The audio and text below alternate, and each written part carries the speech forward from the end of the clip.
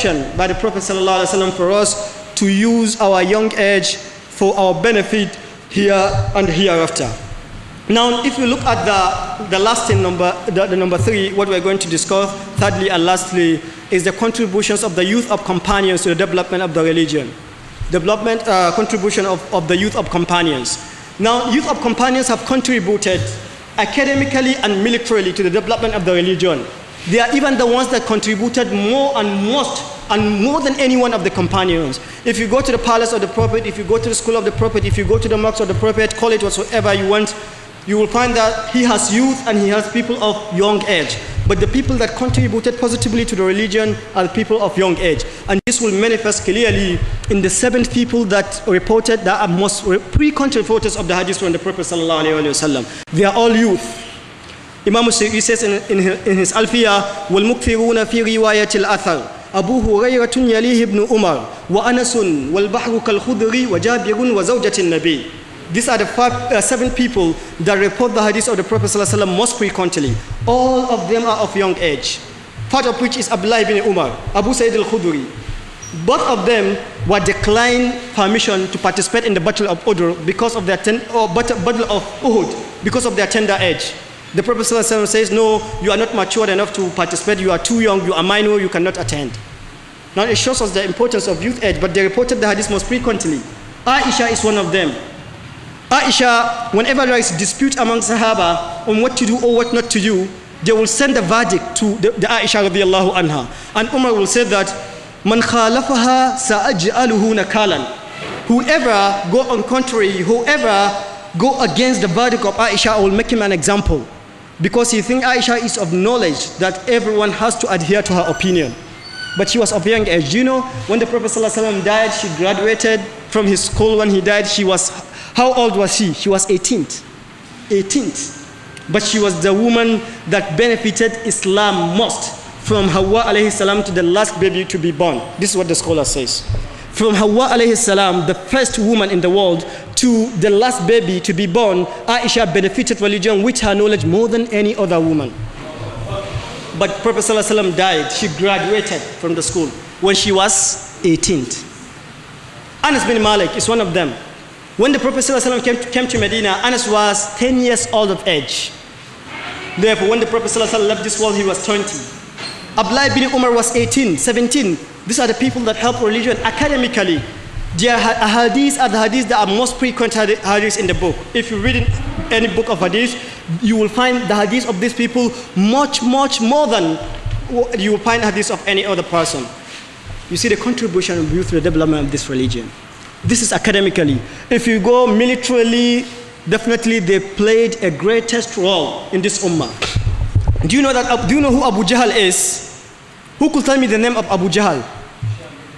Hisham bin who? You know, it's Amr bin Hisham. His name is Amr bin Hisham, but the Prophet ﷺ gave him a name, Abu Jahl, the father of ignorance, because of his enmity to religion. He's the one that disturbed this religion and afflicted this religion much more than any other one. But you know who killed him? Two young people, minor people of young age. And the hadith is reported in the Sahih Bukhari. Abdurrahman bin Auf is reporting, permit me to report it for you because it is really amazing. He says in the Sahih Bukhari, he says, Kuntu waqifan fi safi yawma badrin, yawma uhudin, yawma badrin, idh iltafaitu fa idha an yamini wa shimali fatayani hadith as-sin, ka'anni lam aman bimakanihima, idh qala li ahaduhuma sirran an sahibihi, ya am arini abal jahl, qultu wa ma tasna'u bihi? قال أخبرت أنه يسب رسول الله صلى الله عليه وآله وسلم فوالذي نفسي بيده لئن رأيته اليوم لا يفارق سواده سوادي حتى يموت الأجل منا قال فتعجبت من ذلك فغمزني الآخر فقال لي مثل ذلك فلم أنشب أن مر أبا جهل في الناس فقلت ألا تريان هذا صاحبكم الذي تسألاني عنه فسبقا إليه يضربانه بالسيف حتى قتلاه ثم ذهبا إلى رسول الله صلى الله عليه وسلم فقال رسول الله صلى الله عليه وسلم أيكما قتله فقال كل واحد منهما أنا الذي قتلته يا رسول الله أنا الذي قتلته يا رسول الله. The Prophet صلى الله عليه وسلم said قال رسول الله صلى الله عليه وسلم هل مسحتما سيفيكما قال لا قال أريني سيفيكما فقال كلاكما قتله. This riwayah is in Bukhari.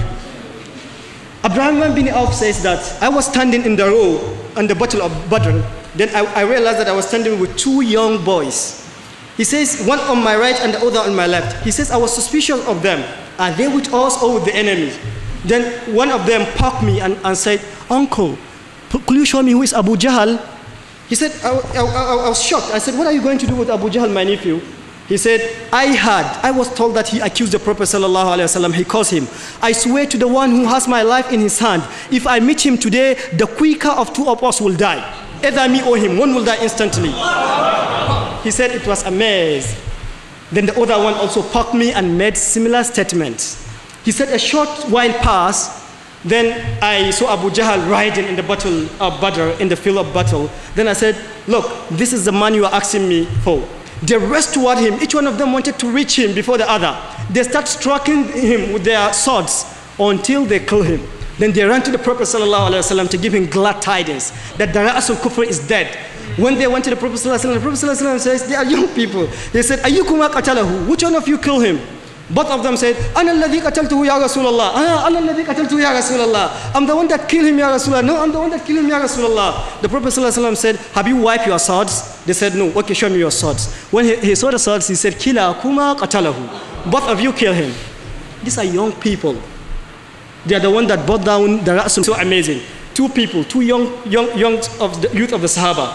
One, you know how old? 112, 113. One by name of Samurah bin Jundub, he was 12. And Rafi bin Khadij was 13. They come to the Prophet ﷺ seeking permission to participate in the battle. In the battle. They know that if you go in the battle, what are you going to do? Either to be killed or you kill someone, right? It is not something you go, it's not a park that you want to go, your children wanted you to go with them on a park or to go and buy them ice cream. No, they know they are going on the battlefield. But they are insisting the Prophet ﷺ, let us participate. But they are 12 and 13. The Prophet ﷺ says, you are minor, you are not allowed to participate. When they went back, Rafi bin Khadij, he went to his father and complained that, Dad, I wanted to participate in the battle, but the Prophet ﷺ says I will not participate. He said, okay, don't worry, I will talk to him, I will speak to the Prophet. Then his father went to the Prophet and said, Ya Rasulullah, you said my child will not participate. I'm not here to repeat your statement. I'm not here to argue with you. I honor your statement. I honor your judgment. But Prophet, I want to tell you that my son Rafi is a talented archer. He's a skillful archer. So his talent might help Islam today. So if you allow him, his talent will definitely help Islam. The Prophet said, all right, we need talented archers, so let him go. Then Samurah bin Jundub heard that in the first place they were declined because of their tender age. Now the Prophet permitted Rafi. Then he went to the Prophet He said, Ya Rasulallah, ajasta rafi'an wa rafattani, walau sara'tuhu la sara'tuhu.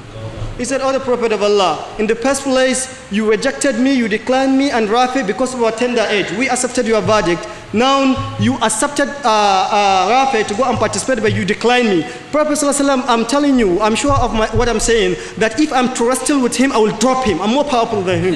Why do you allow him to go? The Prophet ﷺ said, did you say that you are more powerful with him? If you wrestle him, you will drop him? He said, yes. He said, okay, call him. Then they called Samurah bin Jundub and Rafi, and there is congregation of Sahaba watching wrestling.